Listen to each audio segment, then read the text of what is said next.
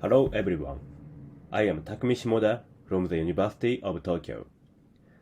I'd like to talk about our research, symbolic automatic relations, and their applications to SMT and CHC solving. Let me talk about the background of our research. SMT and CHC solving are useful techniques for reasoning about recursively defined predicates. Although there are many efficient solvers, they have difficulties in reasoning about recursive data structures. For example, consider the problem deciding the validity of this formula, giving the recursive definitions of these predicates. This formula is valid, but many solvers are unable to check the validity. I will talk about our work to address this difficulty.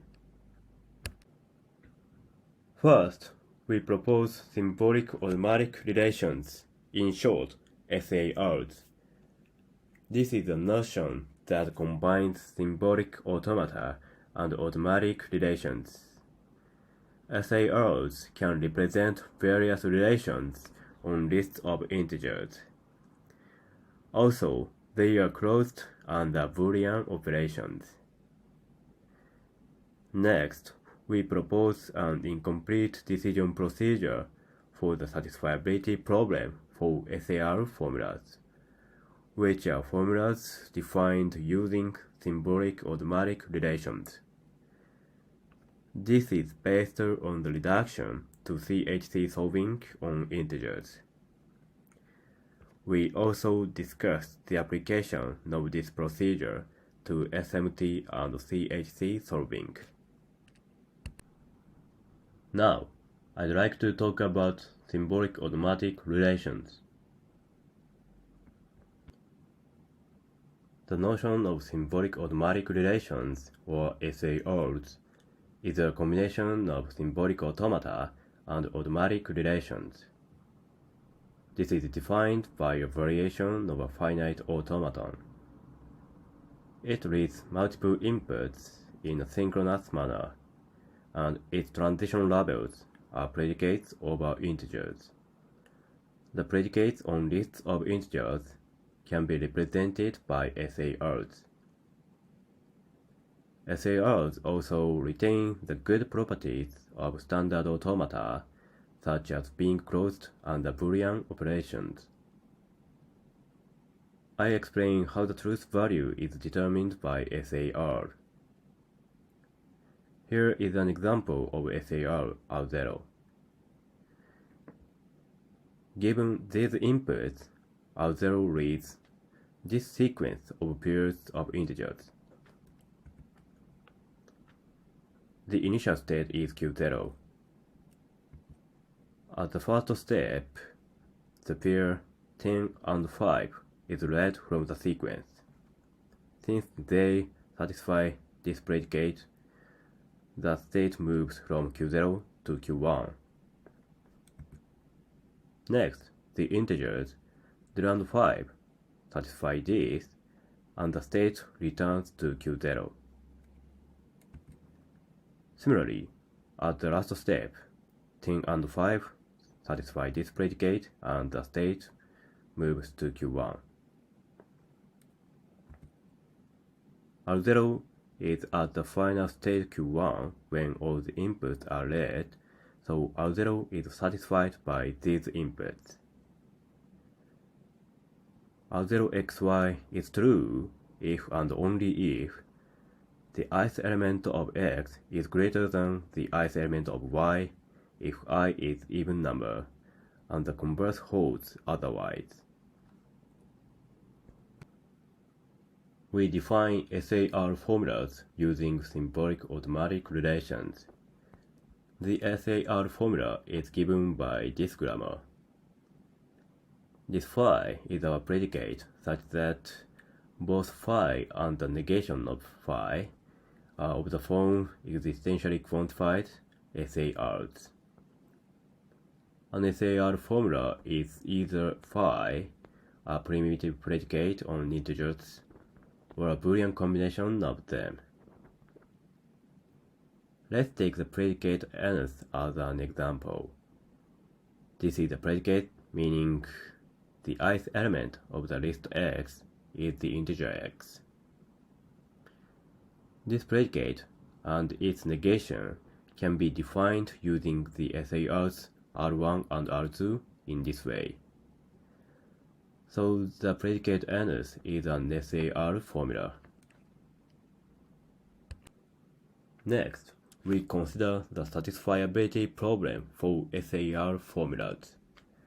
This is the problem deciding whether a given SAR formula is satisfiable or not. Various properties on lists can be written as SAR formulas. For example, this is a formula that means the second element of the list X is 5, and this formula is equivalent to this. In general, the satisfiability problem for SAR formulas is undecidable. However, we propose a decision procedure to solve this problem practically in many cases. Now, I talk about an incomplete decision procedure for the satisfiability problem for SAR formulas.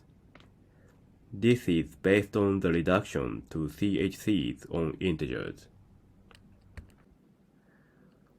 We propose a sound and complete reduction from the satisfiability problem for SAR formulas to CHC solving on integers. We construct a set of CHCs phi from an SAR formula phi, so that phi is satisfiable if and only if phi is unsatisfiable. CHCs on integers can be solved in practice with existing CHC solvers. So we obtain an incomplete decision procedure for the satisfiability problem for SAR formulas. Let me explain how to reduce. The set of CHCs phi has the predicate Q corresponding to each state Q of R1. Intuitively, Qijk means that for some x and y, given these lists as inputs, SAR R1 visits the state Q, reading ijk as the next element. Now, I discuss how to construct each clause of phi. First, we construct a clause from the initial state Q0. This clause captures the fact that R1 is initially at state Q0 with the first element being 2, which is from the first input to R1. Next, we construct clauses corresponding to each transition of R1. This clause corresponds to the transition from state Q0 to Q0 and has 3 constraints. The first constraint corresponds to the transition label. The next one represents the relation between the inputs const 2 and y. The last one is the negation of phi end, which means there is still an input to read. The last clause corresponds to the final state Q1. The constraint phi end means there is no input to read. This clause captures the fact that a contradiction is derived if R1 finishes reading all the inputs at the final state Q1. I explain how the satisfiability of phi corresponds to the unsatisfiability of phi. There is a one-to-one correspondence between the accepting run of R1 and the derivation of contradiction of phi. For example, given these x and y, R1 accepts these inputs along this path, reading these elements at each step. From this accepting run, we can construct the derivation of contradiction. Here, you can see that these transitions correspond to each clause of the derivation. Also, if there exists a derivation of contradiction, we can find an accepting run of R1. So the satisfiability of phi is equivalent to the unsatisfiability of pi phi. I talk about the application of the proposed method. Our method can be applied to SMT solving on recursive data structures. It is applicable to checking the validity and satisfiability of quantifier-free formulas consisting of predicates belonging to SAR formulas. Also, our method is useful for CHC solving. By the procedure mentioned above, CHC solving on recursive data structures can be reduced to CHC solving on integers. Our method is applicable to the teacher part of the ICE-based CHC solver. I'd like to talk about evaluation. We implemented a satisfiability solver for SAR formulas.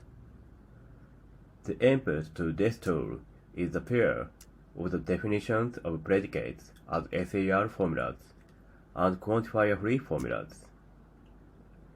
This is an example input, a formula whose validity to be checked, and the definition of the predicate n's. Our tool is able to check the validity of this formula. It uses 3 back-end CHC solvers on integers: Spacer, Hois, and Eldarica. The evaluation results are as follows. In the planner, SAR, SMT, and CHC are benchmarks, and the numbers in parentheses are the numbers of instances. Each number in the table indicates how many instances were solved within 60 seconds by each tool. Our method solved more instances for 3 benchmarks. Now, let me talk about related work. There are decidable theories on arrays or inductive data types, but these decidable fragments are limited. Recently, a CHC solver based on 3 automatic relations has been proposed. It can handle general data structures, not just lists, but it cannot deal with data structures of elements from an infinite set, such as integers. This is because it uses non-symbolic automata. Also, there is a method based on fold-unfold transformation that removes algebraic data types from CHCs. There seems to be some relationship between SARs and fold-unfold transformation. Investigation of that is left for future work. Here is the conclusion of our work. We proposed the notion of symbolic automatic relations. This is a combination of symbolic automata and automatic relations. This is useful for reasoning about recursive data structures. We also proposed an incomplete decision procedure for the satisfiability problem for SAR formulas. This is based on the reduction to CHC solving on integers. Our future work is Lerner's algorithm for ICE-based CHC solver. That's all for my presentation. Thank you for your attention.